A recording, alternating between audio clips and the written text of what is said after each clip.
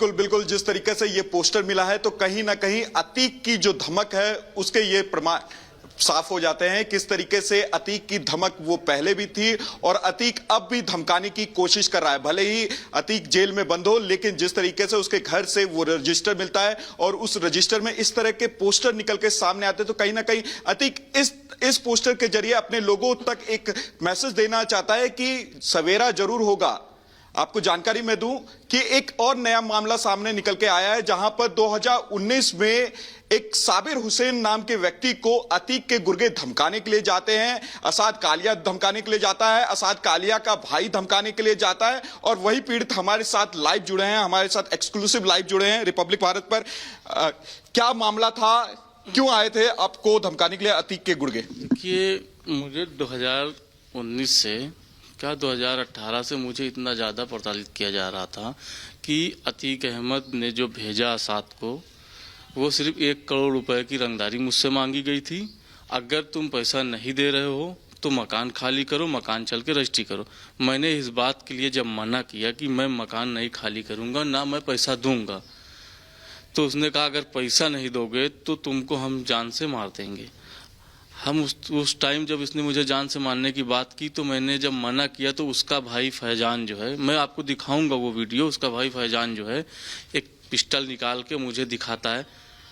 इतना ज़्यादा मुझे धमकी दी गई। मैं उस दिन तो हाँ करके कि हाँ मैं कर रहा हूँ, मुझे कुछ टाइम दीजिए, मैं टाइम अपना कहीं से अरेंज करता हूँ कुछ पैसे का, थोड़ा थोड़ा करके हम आपको देंगे, लेकिन मेरा पीछा आप छोड़ दीजिए। उसके बाद करीब 1 हफ्ते बाद मेरे पास कॉल आती है कि कहाँ हो। मैंने कहा कि मैं अपने भाई के घर पे हूँ। मैं अपने भाई के घर से वहाँ से जैसे ही निकला तो ये लोग पहुँचते हैं 3-4 गाड़ियों से, और इनके साथ में कोई नहीं, ये पूरा इनका एक परिवार है। ये सारे परिवार के साथ पहुँचते हैं वहाँ पे, ईटा पत्थर गाली गुप्ता सारी चीज़ें करते हैं और मुझे वहाँ पे गाली दे दे के आवाज़ दी जाती है। कौन रहता है? कौन? ये उसमें असाद कालिया है, इसका एक भाई है फैजान, वो उसमें उस वीडियो में पिस्टल भी लेके टहल रहा है, और एक नामी नाम का व्यक्ति है जो इसका दोस्त है, वो भी चकिया का ही रहने वाला है। इसका एक साला है सैफ, वैस, ऐसे करके काफ़ी लोग हैं। और ये मुझे वहाँ जब नहीं पाते तो ये पहुँचते हैं घूम के मेरे दूसरे घर पे, जहाँ पे मैं खुद स्थायित रहता था। उस घर पे क्योंकि कैमरा तो लगा हुआ नहीं था कि वहाँ पे कोई सीसीटीवी फुटेज आए, ये वहाँ पे पहुँच के इतनी भद्दी भद्दी गालियाँ देता है। जब हम नीचे उतर के आते हैं तो उस टाइम इसी ने ही मुझे गोली मारी थी, इस हाथ पे मेरे देख सकते हैं, और मेरी कोई भी सुनवाई नहीं हुई थी। आज भी मेरे ये दाग, इस पे देखिए आप, दाग लगा हुआ होगा। किसने गोली मारी थी? ये फैजान असाद ने मिल के मारी थी, अली के कहने पे कि अगर पैसा नहीं दोगे तो तुमको जान से मार देंगे। ये तो अभी हल्का टॉर्चर है, नहीं तुमको जान से मार दिया जाएगा। आज मैं 4 साल 5 साल से मैं भागा फिर रहा हूँ, मैं अपने घर पे नहीं रह पा रहा हूँ। मेरी बस आपसे एक ही रिक्वेस्ट है। आप किसी केस में पैरोकार भी है? भाई, मेरे भाइयों को एक फर्जी मुकदमे में फंसाया गया था, जिसमें पुलिस उसमें क्लीन चिट भी दे चुकी थी।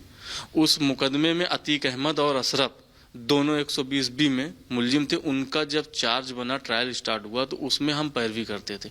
अक्सर मुझे जान से मारने की धमकियां भी दी थी कि अगर तुम पैरवी करोगे तो मरवा देंगे। पैसे से पीछा छूटा मुझे टॉर्चर करने के बाद। फिर उसके बाद इन लोगों ने क्या काम किया, मुझे रास्ते में रोक के मारना, बेइज्जत करना, भद्दी भद्दी गालियां देना। मैं सहता गया, लेकिन अब मैं बर्दाश्त नहीं करूंगा। क्यों फंसाया गया था? मुझे इसलिए फंसाया गया था कि एक चुनाव की रंजिश थी। उस चुनाव की रंजिश की वजह से फंसाया गया था कि ये चुनाव न लड़ने पाए, नहीं मेरा वर्चस्व नीचा हो जाएगा। यही सारे मामले थे। अगर वो वीडियो भी आप दिखाएं मोबाइल में, किस तरीके से वो आते हैं, कौन कौन है, तो इससे साफ हो जाएगा कि अतीक के जो गुर्गे थे वो कौन कौन थे। और क्योंकि कहा जाता है कि पूरा परिवार ही गुर्गे के रूप में काम करता था अतीक का। जी, वो सारे हैं, हम आपको दिखाते हैं। आप कैमरा थोड़ा सा आगे लाइए, मैं आपको दिखाता हूँ कि आप देखिए, ये फुटेज जो है मेरे बड़े वाले भाई के घर की है, और इसी के जस्ट बगल से एक गली है। हम अपनी जान बचा के दूसरे गेट से निकल गए थे। देखिए, ये इनकी तीनों गाड़ी आ रही हैं साथ में। अभी इसमें से सारे लोग निकल रहे हैं, और इसमें असाद कालिया सबसे पहले उतरता है। ये उतरा, अब ये आके मेरे गेट पे गाली देता है। ये उसका साला है, सैफ है, उसका भाई फैजान। ये गाड़ी से उतर के ये पिस्टल देखिए आप लेके जा रहा है, किस तरीके से ये आ रही है। अभी देख लीजिएगा, इन्होंने ही सबसे ज़्यादा गाली दी। असाद कालिया ने गाली दी कि अगर तुम पैसा नहीं दोगे तो जान से मार देंगे, मकान खाली करो। मकान मैंने खाली करके वहाँ से अपनी जान बचा के हम निकल आए। आज भी मेरा मकान वहाँ पे से खाली पड़ा हुआ है। इस तरीके से मुझे प्रताड़ित किया गया। ये देख लीजिए, आप देख सकते हैं कि ये पिस्टल लेके टहल रहे हैं और कुछ बड़े असलहे भी गाड़ी में हैं, जिसमें इसमें एक माफिया और बैठा हुआ है, वो अतीक अहमद का लड़का अली स्वयं इसमें बैठा हुआ है। सामने गेट से दिखा, वो बाहर नहीं निकला, वो बैठा हुआ, उसी के इशारे पे सारा काम हो रहा है। और इनके गैंग में ये सारे, कोई बाहर का नहीं, ये सारा इनका परिवार है, वो ही एक गैंग चलाते अतीक अहमद के लिए। मतलब आप कहना चाहते हैं कि जो पूरा परिवार है वही गैंग चलाता था, और जब ये गाड़ी आपके घर के पास पहुंची तो इसमें अली भी बैठा हुआ था गाड़ी के अंदर, जो कि बाहर नहीं निकला, वो केवल अपने गुर्गों को निर्देश दे रहा था। और साथ ही जो असाद निकला, असाद का भाई फैजल निकला, और वो आपको धमकाने के लिए यहाँ पे घर के पास खड़े हो जाते हैं और ईटा पत्थर फेंकते हैं।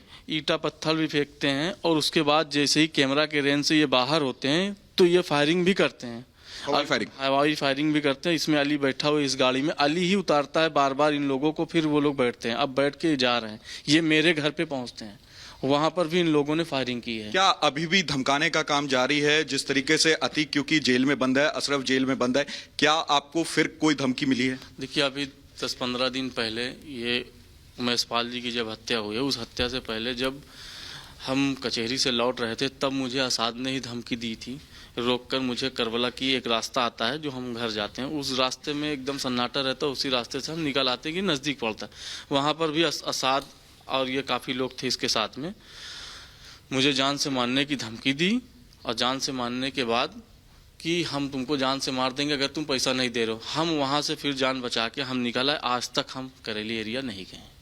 और जब उमेशपाल हत्याकांड हुआ तो कहीं ना कहीं आपको डर भी बैठ गया था? देखिए, उमेशपाल हत्या जो हुई थी, क्योंकि आप उनके जानकार भी थे उमेशपाल के। क्योंकि उनके साथ में मैं कुछ टाइम आया गया, उनके कुछ काम ऐसे थे कि हम कचहरी में मिल जाए तो हमसे जैसे कोई काम पड़ता था, कुछ बोलते थे, उनको देख के मुझे ये लगता है कि उमेशपाल जी की हत्या जैसे हुई है खुलेआम, वो उनके अंदर किसी डर का माहौल नहीं है। वो कब, कहाँ, किस टाइम किसके घर पे पहुंच के मार दी, ये कोई नहीं जानता। ये अतीक अहमद के इशारे पे सारा काम होता है, अशरफ के इशारे पे काम होता है, और कुछ लोग और हैं जो चकिया में बैठे हुए हैं अभी, जिनका नाम खुल के नहीं आ रहा, वो हम आपको फिर कभी उस नाम को भी हम ओपन करेंगे। क्या प्रयागराज में अभी भी उनके गुर्गे होंगे जो एक्टिव होंगे, क्योंकि अतीक और अशरफ तो जेल में हैं? देखिए, उनके गुर्गे आज भी टहल रहे हैं बेखौफ, और उनके पास 1-2 गुर्गे नहीं है, काफ़ी गुर्गे हैं। ये तो बस इशारे पे काम होता है कि ये इमरजेंसी कॉल है, हमने इमरजेंसी कॉल उसको फॉरवर्ड की, उसने उसको की, इस तरीके से इनका एक ग्रुप बना हुआ है। आप कहना चाहते हैं कि चेन वाइज काम होता है? चेन वाइज काम होता है, कब किसको कहाँ पे जाना है एक ही व्यक्ति नहीं बताएगा, उसमें कई लोग मिलके काम करते हैं, और भेजना किसको ये किसी को नहीं पता है। ये भेज के हत्या करवा देते हैं, इनका तो पेशा ही यही है। हमारी हत्या कब हो जाए वो मुझे नहीं पता, हम इतने डरे सहमे रहते हैं, हमको निकलना दिक्कत होती है, हम जाएं कैसे जाएं कचहरी, मुझे लोग लेके जाते हैं कचहरी, उसके बाद वहां से ला के मुझे छोड़ते हैं। कहा जाता है कि अतीक अहमद लोगों की संपत्ति हड़प लेते थे, क्या अतीक की अभी और भी संपत्ति होगी? क्योंकि कहा ये तो जो योगी सरकार ने ये तो कर दिया कि उनका जो पुश्तैनी घर था वो ध्वस्त कर दिया, कार्यालय ध्वस्त कर दिया, क्या और भी संपत्ति ऐसी होगी जो कि कागज में किसी और के नाम पे होगी, लेकिन वो कहीं ना कहीं अतीक और अशरफ का होगा? हाँ, ये बात सही है, क्योंकि इनकी जितनी ज़मीनें थी जो इनके नाम थी, वो जो ध्वस्तीकरण में गई या कुछ सीज हो गई, कुछ पे कुर्कियाँ हो गई, तो ये जो ज़मीन जितनी इसकी जब्त हुई है सरकार की तरफ से, तो वो उसके अलावा अभी इनकी इतनी ज़मीन और इतने मकान पड़े हुए जो दूसरे के नाम है, वो अभी निकल के सामने नहीं आ रहा है कि किसके किसके नाम है। क्योंकि इनके परिवार में जितने लोगों का नाम था, उसके बाद अभी कहीं इनके ड्राइवरों का नाम होगा, उनकी बीवियों का नाम होगा, कहीं काम करने वाले के नाम पे होगा। इस तरीके से ये बहुत ज़्यादा अभी इनकी ज़मीनें और इनकी अवैध संपत्ति पड़ी हुई है। कम से कम 10% नुकसान हुआ, 90% अभी इनका सेफ है। क्या असाद अभी कहाँ छुपा होगा या उसका बेटा कहाँ छुपा होगा, कुछ मालूम है आपको? उसका बेटा असाद, कालिया और उसका बेटा असद, गुड्डू, मुस्लिम, ये गुलाम, जितने भी सारे लोग थे, ये सब कहीं ना कहीं अतीक अहमद के कोई बड़े स्तर पर ये रुके हुए हैं। इनका इतना बड़ा गैंग है, क्योंकि हिंदुस्तान में नहीं, हिंदुस्तान के बाहर भी इनका बहुत बड़ा गैंग है।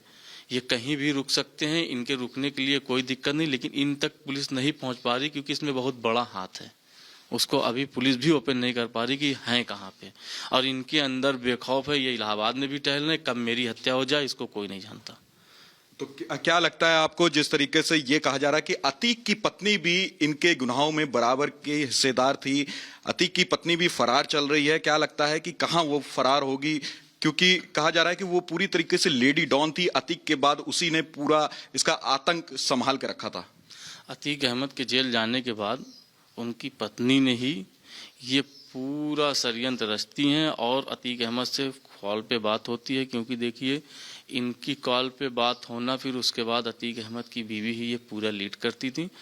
जो भी इनके ग्रुप में जितने भी थे ये सब काम करने वाले पेशेवर जो भी थे, तो ये सारा मेन लीडर अतीक अहमद की बीवी ही है। क्या अभी अतीक की जो पत्नी है उनके ऊपर जो इनाम था उसकी राशि बढ़ा दी गई है, 50,000 कर दिया गया, क्या लगता है कि अब जल्द से जल्द वो पकड़ी जाएंगी? मुझे तो नहीं लगता, क्योंकि 25,000 की राशि थी वो आज 50,000 हो गई, अभी तक उसकी गिरफ्तारी नहीं हुई। हो सकता है कि वो भी 5 लाख की इनामी हो जाए, अभी तक उनकी जब तक गिरफ्तारी नहीं हो कैसे हम कह सकते हैं। बिल्कुल, उमेश पाल हत्याकांड में कई सारे आरोपी है और अली को भी अब गुनहगार बनाया गया, आरोपी बनाया गया, क्या लगता है उसकी क्या भूमिका रही होगी? देखिए उसकी भूमिका यही रही कि गुड्डू मुस्लिम उसको अक्सर भाई भाई करके उससे बातें करता था, और वो उसमें अशरफ का भी हाथ होगा, अतीक का भी हाथ होगा। इसमें अली तो जेल में है ही है, क्योंकि अली का हाथ इसमें 110% है कि ये कराया है, ये हत्या में इसका हाथ है। यानी पूरा परिवार ही सम्मिलित था। सारे परिवार के मिलके ही ये काम कराए हैं। और कहा जा रहा है कि जो प्रयागराज के कटरा से 16 आईफोन खरीदे गए थे, आपने भी खबर पढ़ी होगी, देखी भी होगी टीवी पे, 16 आईफोन खरीदे गए थे, और उन्हीं आईफोन के जरिए अतीक अहमद को भी वो आईफोन पहुंचाया गया था, कोडवर्ड के जरिए अशरफ को भी पहुंचाया गया था, गुरगो तक भी पहुंचाया गया था, और कहा गया था कि घटना से पहले कुछ आईफोन का इस्तेमाल करना है, व्हाट्सएप कॉल के जरिए, इंटरनेट कॉल के जरिए, और घटना के बाद। देखिए यही तो हमने अभी आपसे कहा ना कि इनकी जो लीड चलती है ये इसी तरीके से चलती है। लेने वाला कोई है, पहुंचाने वाला कोई है, इनको कहाँ से फ़ोन लेना है, कहाँ से सिम लेना है, किस किस इंसान को, किस किस व्यक्ति की आईडी इनको इस्तेमाल करना है, ये किसी को नहीं पता चलता। लेकिन इनका काम जो होना है वो एकदम सफाई से होना है, लेकिन लास्ट में यही होता है ना, उसका रिजल्ट आता है खुल के कि ओपन हो जाता है। ठीक है, अतीक क्योंकि बड़ा एक नाम था प्रयागराज में, उसकी धमक चलती थी। अतीक के पास काफी महंगी गाड़ियां थी, हमर जैसे गाड़ियां थी, कहाँ गई गाड़ियां, कहाँ से आती थी ये गाड़ियां? ये सब गाड़ियाँ इनकी जितनी भी आती थी ये सब दिल्ली नंबर की गाड़ी, हरियाणा नंबर की, पंजाब नंबर की गाड़ियाँ रहती थी। तो जाहिर सी बात है कि इनके पंजाब में, हरियाणा में और दिल्ली में काफ़ी लोग हैं जो इनकी मदद करते हैं, और कुछ उनको दिक्कत आती होगी तो ये मदद करते होंगे, इसीलिए वहाँ से सारी लश्करिया गाड़ी आती थी और यहाँ इस्तेमाल होने के बाद फिर वो वापस जाती थी गाड़ियाँ यहाँ से। कुछ गाड़ी अभी यहाँ पे थी भी, अभी 1-2 गाड़ी कुछ टाइम पहले जो है लखनऊ में भी शायद वो बरामद हुई, इनकी किसी फ्लैट के नीचे खड़ी हुई थी। बिल्कुल, और कई सारे सवालों के जवाब यहाँ पे साबिर हुसैन ने हमारे साथ दिए, और साथ ही आप देख सकते हैं किस तरीके से अतीक की तूती बोलती थी प्रयागराज में। भले ही अतीक अब जेल में बंद हो, लेकिन अतीक की धमक से लोग काफी